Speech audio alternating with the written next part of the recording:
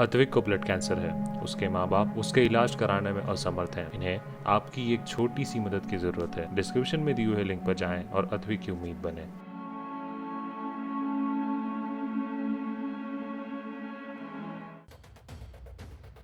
आपने ये तो सुना होगा कि चीन दूसरे देशों में घुसपैठ करता है, दूसरे देशों की टेक्नोलॉजी को कॉपी करता है। लेकिन क्या आपने ये सुना कि चीन की टॉप यूनिवर्सिटी अपने यहाँ एडमिशन के लिए सेक्स का लालच देती है?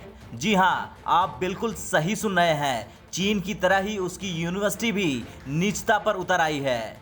अपनी यूनिवर्सिटी में ज़्यादा से ज़्यादा छात्रों के एडमिशन के लिए चीन की टॉप यूनिवर्सिटी ने लड़की को एक ऑब्जेक्ट की तरह इस्तेमाल किया है और उसने अपने पोस्टर के जरिए सेक्स परोसने की कोशिश की है ताकि लालच में आकर छात्र उसके यहाँ एडमिशन ले सके। चलिए अब आप भी जान लीजिए कि उस टॉप यूनिवर्सिटी का आखिर नाम क्या है और ये यूनिवर्सिटी कैसे अपने ऑनलाइन एडवर्टीजमेंट से छात्रों को लुभा रही है। दरअसल इस यूनिवर्सिटी का नाम है नानजिंग यूनिवर्सिटी यानी NJU।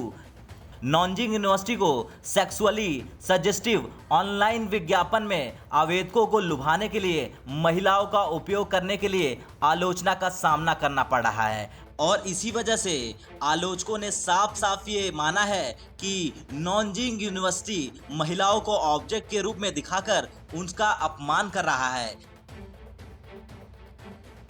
इस यूनिवर्सिटी ने चीन के राष्ट्रीय कॉलेज प्रवेश परीक्षा गाओ काओ एग्जाम के पहले दिन चीनी ऐप वीबो पर ऑनलाइन विज्ञापन पोस्ट किया।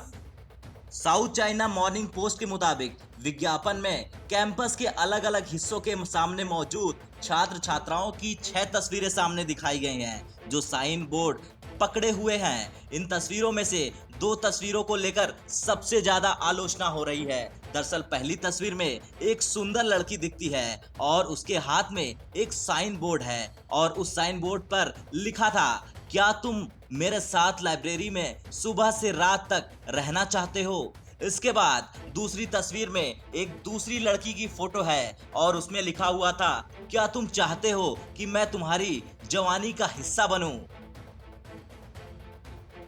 जब इसको वीवो पर पोस्ट किया गया तो इस पोस्ट के रिप्लाई में एक यूजर ने कमेंट में लिखा था कि इस तस्वीर के साथ समस्या ये है कि यह महिलाओं के साथ ऐसा व्यवहार करती है जैसे कि उन्हें किसी का होना चाहिए। इन महिलाओं ने NJU में जगह बनाई लेकिन अब वे किसी और युवाओं के हिस्सा हैं। यह बेहुदापन है। इसके साथ ही साथ एक दूसरे यूजर ने तो यहाँ तक लिख दिया कि एक टॉप यूनिवर्सिटी होने के नाते आपको लोगों को लुभाने के लिए हॉट लड़कों और सुंदर लड़कियों का उपयोग करने के बजाय अपने संसाधनों और अपने शिक्षाविदों की गुणवत्ता के आधार पर भर्ती करनी चाहिए। खैर चीन हो या फिर चीन की ये टॉप यूनिवर्सिटी, दोनों की चर्चा इस समय खूब है।